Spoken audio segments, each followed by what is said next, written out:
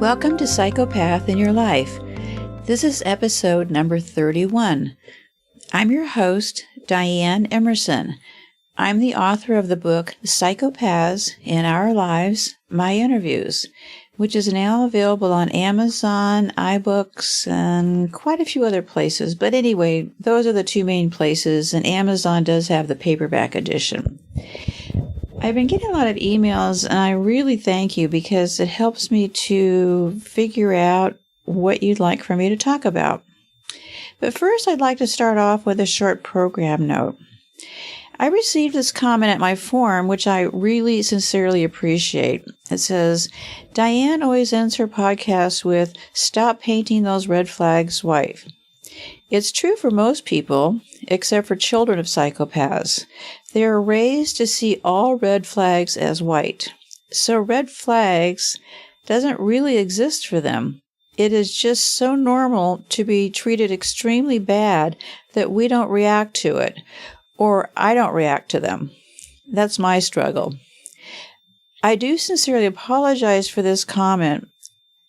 In future shows, we will be talking about the children of psychopaths. I never thought about it in those terms, and for that I am truly sorry. I love to learn, and please let me know if I have expressed thoughts that I can do better with. I hope for this podcast to be a two-way street. So let's start with the show. Today I'd like to discuss and identify what a lack of boundaries can do in relationships, and how it plays into relationships with psychopaths.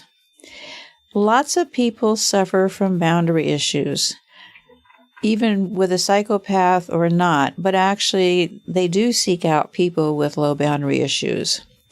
I know I really struggle with this issue. And like the comment earlier, even though I wasn't raised by psychopaths, I was raised in a fairly disordered home, so I really wasn't able to decipher reality at a lot of times until I got older and went through extensive therapy over it. But lots of people do suffer from them. And I'd like to talk about how they will affect you when dealing with a psychopath. Boundaries, passive-aggressive behavior, and not knowing where the healthy line is. Boundary system people, I've got kind of a headache today, so excuse my kind of mumbling along here a little bit. People with lower boundary systems are commonly referred to as pleasers. We don't want to upset anybody. You invite me to a party, I don't feel well, I really don't want to go, I don't particularly have any interest in it. But boundaries are the ability to say, no, not in a rude way, but I'm busy, I have other things. Pleasers will always say yes and drag themselves there no matter what they think about the situation. So boundaries really control a large part of our lives. Psychopaths will test your boundaries almost from the minute they meet you because they're sizing you up in all kinds of ways. The reason they test your boundaries is to see how far they can push you.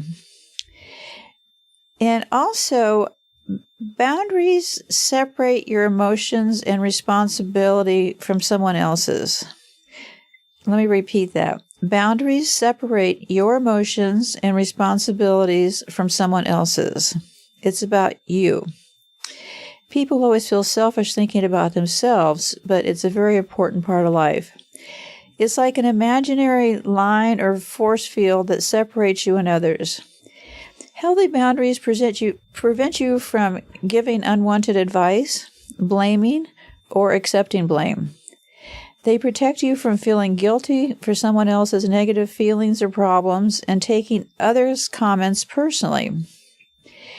Healthy emotional boundaries require clear internal boundaries, knowing your feelings and your responsibilities to yourself and others. But here's the trick. It's hard.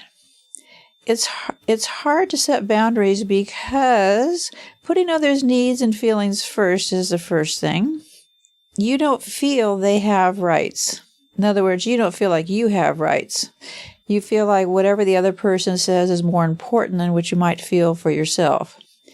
People believe setting boundaries jeopardizes the relationship, and you never learn to have healthy boundaries as a child. I'm not a child parent blamer, but it does start with childhood. Well, of course, unless your parent is a psychopath, and of course I have a great amount of contempt, no sympathy, and all that. You may not believe you have any rights if yours weren't respected growing up. For example, you have a right to privacy. You have a right to say no. You have a right to be addressed with courtesy and respect, to change your mind or cancel commitments, to ask people you hired to work the way you want, to ask for help, to be left alone, to conserve your energy and not to answer a question, the phone, or an email. No excuses. Just don't do it. That's what setting boundaries will do for you. Think about all the situations where these rights apply. How often do you say yes when you'd like to say no? It might help if you kind of sit down with a piece of paper and just make a list of things. When was the last time you said no to something that you really didn't want to do? But more importantly, when did you say yes to things when you really would have said no? I mean, really, it's nobody's business why I say no. I don't care if I just want to lounge around the house in my pajamas and robe. It's not your business. What I'm telling you is, no, not right now. Can't make it. Healthy emotional and mental internal boundaries help you not to assume responsibility for or obsess about other people's feelings and problems, something codependents commonly do. And we'll talk more about that feature in future podcasts. Strong internal boundaries curb suggestibility. You think about yourself rather than automatically agreeing with others' criticism or advice. Since you're then empowered to set external emotional boundaries if you choose. But it's hard. I'm not saying any of this is easy, not even for a second. I think I was in therapy for probably 3 or 4 years to address boundary issues, because that was how I was raised, to not have a voice. Similarly, since you're accountable for your feelings and actions, you don't blame others. When you're blamed, if you don't feel responsibility, instead of defending yourself or apologizing, you can say, I don't take responsibility for that. But that last line I'm not sure I would use when you're dealing with a psychopath, so we're just looking at the general overall view of what boundaries are here. If you feel anxious or guilty about setting boundaries, which is one of the key things that happens when your boundary system is weakened, remember, you are the one who suffers when you're unhappy. People can beg you all they want. Come on, come with me. Come on, let's go have fun. You're just such a non-fun person. Why can't you come along? We've asked you and you don't want to do it. And if your boundaries are weak, you'll find yourself saying, well, okay, I'll go along with that. Psychopaths will resort to either charm or abuse to get you to do things that in your heart you know you don't want to do. But that feeling of saying no is a big issue. Clearly, there are different techniques with a psychopath, but the same general attitude applies. When he or she calls and begs and says they have to see you, it is probably because they have nothing better to do or their latest victim is too busy, which is really kind of a sad statement, but that is how they work. And sometimes when you say no to a situation, things can become volatile. So use this information and judge it carefully if you do have a psychopath in your life. Without firm boundaries, people in general can walk all over you. There is no crime in putting yourself first. Also, if you can think about the pain and heartache, it might make that path to say no easier to do. Think about it like a campfire. If you put your hand in the fire, it will be burned for certain. This is the same with a relationship with a psychopath. There will be no route other than getting burned. Are setting boundaries easy? Heck no. I remind myself every day to keep my hand away from that fire. We will always get close to the fire in life. It is a matter of not getting your hand burned off or just a small spot. And I'd like to continue to say that you deserve the best life has to offer. when you can get to feel that, believe it, and act on it, you know that your boundaries have taken a shift. One observation over the years I've talked about a lot is that typically survivors or victims are the nicest people in the world by not wanting to offend or think you are offending. And a lot of times that happens because the person who is coming after you because they realize you have weaker boundaries will try to get you to feel like you've offended them by not going along with their plan. Remember, it's about what's your plan? Always remember, psychopaths know exactly what buttons to push. And I've talked about this in previous episodes. They're gathering up information from the very first time you meet. They're learning what boundaries you have, what buttons to push, and how to manipulate the situation. Psychopaths are experts at pushing your boundaries. Always remember, it is about control and power over you. It's a slippery path indeed. They're not crossing your boundaries because they really want to be around you. They're crossing your boundaries because they want to try to control you. Psychopaths can be charming and then turn on you suddenly. Typically, they've had a history of bad relationships. And this feeds into the boundary issue. They will disparage their previous relationships. And part of that comes from checking your boundaries and also setting up a firewall between you and the other relationships. Because actually, if this person that was such a horrible person according to them, why would you want to get to know them? Why would you even speak to them if they came up and tried to warn you? Because you've already been warned by the psychopath, this false narrative that they were horrible. So what'll happen is, even if these new victim or even if the past victim approaches you to tell the story about what this person is really like, 9 times out of 10, the new victim will reject that because they have believed the stories about what an awful person this was and how this person was the reason for just about everything that's gone wrong in their life. So psychopaths can be charming and turn you suddenly, but typically with these bad relationships, I would ask myself, when somebody starts really bad-mouthing somebody else, I have this feeling that if you will badmouth that person, I'm quite sure that the minute that my back is turned, you will also badmouth me. People who do that do have these patterns, and psychopaths have this skill down to a T.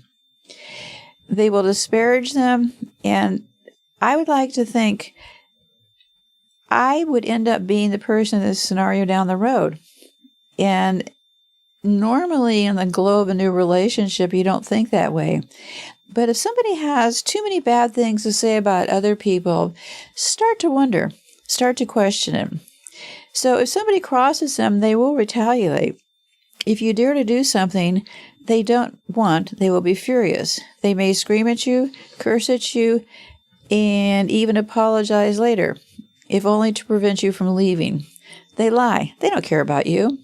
And I can't say this enough because I hope that you will get to the point that you will finally recognize that pretty much everything you've been told is a lie. Every loving look was a fake thing to get to you, and they're manipulating you. So if you think going back to one of them is going to change anything, I've got news for you. It won't. Down the road, it will only accelerate. On the other side, they might not show any reaction, but plot behind your back to seek revenge. They will always find a way to even the score, whether directly or indirectly. Here's how I think about things. Rocks aren't problems, but the behavior of throwing rocks at others is. There was one of the psychopaths that I interviewed comment about not understanding why victims are upset. See, that when you lack that emotional, all those emotional empathetic things, you can't see, it just is amazing to you that somebody would be upset. Because they lack the ability to have empathy, they have a different view. In this next quote, you'll see how they will blame you. This is exactly what Bill, one of the people from my book, said. Even the gazelle and the Serengeti knows there are predators at every turn. Do you think when one is taken by a lion, the others are dumbstruck? Oh my, I had no idea they were animals that would eat me. Absolutely not. The obvious problem with this statement is we don't knowingly go around selecting psychopaths to be involved with. Typically, you don't know they're psychopaths in the very beginning, and in some cases, it could take a very long time to figure it out, especially if you're very high on the empathetic scale. You will have an amazing ability to overlook all these little things that will nag at you later, but then the next time they show up and act charming, you'll seem to be able to... I think that's a good part of our psychology, is that our ability to block out pain. Well, that is until you get to the pain of being involved with a psychopath, and I don't know how long it will take you to get over it and move on with life, because by then you're isolated. Typically, or even further down the road, become convinced they can and will change, if only you understood them better. See how the victim blaming begins? By which I mean victims can sell themselves on the idea of being the one who is so wonderful that the psychopath will open up, let them in, and eventually fix them, when no other woman or man could do that. Because you've heard all these stories about all these other louses they had in their life, but somehow you're made to feel special. You're going to be the one that's going to change all that. And this all keeps evolving back to the boundary issue. That, in a nutshell, is how they want you to start to believe their lies. Without boundaries, a victim will actually feel empowered to be the one to help the psychopath with your undying love and support. They told you their story that they are misunderstood and everyone turns on them to the end. See how the truth encourages people to believe the lies? By the truth, meaning that a lot of people probably did misunderstand them, and a lot of people did turn out in the end. But the truth is that they are telling you the truth, so don't always discount things as anything but the truth. They just say it in odd ways. I mean, we're kind of seeing that in this really crazy couple of weeks with all these sexual predators, famous sexual predators, this person, that person. It's all about control. And it's about them being able to, and I'm not diagnosing them as being psychopaths, but privately I probably might think that a lot of them might be. But anyway, so what they do is they get the victim, in a nutshell, to see that you want to believe their lie. And some of them this last week have really said outrageous things. It's like, well, before I showed them my private parts, I asked them first. I mean, what kind of weirdo statement is that? You know, what are you going to say? This is a person in power? Naturally, you can say no, but all I'm saying is if you start to look at this through their twisted knowledge, you can start to see how they will use boundaries. They will use knowing the fact that they have control and power over you and all kinds of things to get you to be put in a position that you're highly uncomfortable in. But with good boundaries, the minute somebody says something like that to you, or at least to me, I'd be out of that room. You know, I'm 66 years old. I certainly have never been raped or abused that way, but I've had things said to me that now, at this stage in my life, and maybe if I'd gotten help with my boundaries earlier, I would have simply safely gotten myself out of that situation. So try to take this talk about boundaries and look back, and try to look back without blame or abuse towards yourself. Don't become your own self-abuser. You did so because you didn't know any better. And I think it was Maya Angelou that said, when you know better, you do better. So when these situations arise, hopefully you'd have the position to get out there and a safe thing. Because really, the shocking part of all of this to me is how often psychopaths do tell the truth, all the while they're lying and setting you up for abuse. And we'll be certainly talking a lot more about that. So I really look forward to hearing your questions and thoughts. I really want to help, but I need to know what your concerns and questions are. I don't know. I'm not a psychic, okay? So I have a general idea of how both parts work, the victims and the psychopath. But what I want to know is, what are your needs? What are your questions? And I really would appreciate it very much if you subscribe to this show. And my direct email address is Dianne, Dianne, at Dianne Emerson, DianneEmerson.com. Or you can go to the private email box at the the website, psychopathinyourlife.com, and send a private message without having to enter your email address at all. So until next week, I look forward to hearing from you because I want the show to go in a direction of things that you need. I want you to be able to ask me things that have concerned you. There's no shame in this game. There's nothing you could say that would surprise me.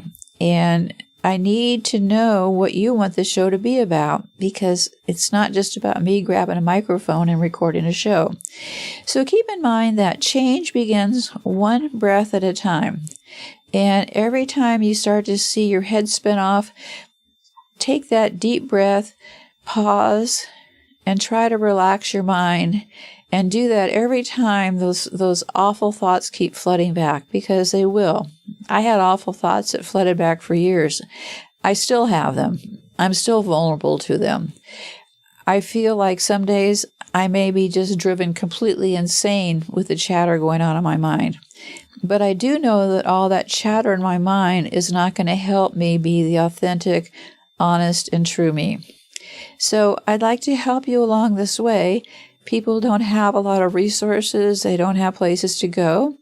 If you'd like some free resource, you can go to psychopath-research.com, and you will find people there willing to support you and to hear you out.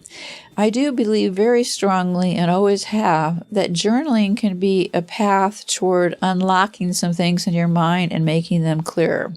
And at the forum, you're in a safe environment to be able to do that. You do have to register, but I'm the only person that can approve the registration. Somebody asked me, why do I have to register and get approved? Well, quite simply because years ago, the forum started getting hit with all these bots from China.